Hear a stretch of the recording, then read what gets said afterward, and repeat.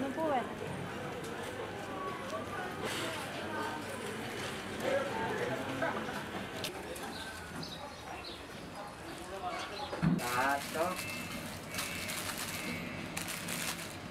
Es una pérdida de plata, porque pérdida de tiempo en el sentido para nosotros, porque vamos a estar aislados, no vamos a poder salir, no vamos a poder, dicen que no vamos a poder salir porque va a estar todo cortado, no vamos a poder hablar por teléfono porque no va a haber señal, no va a haber nada.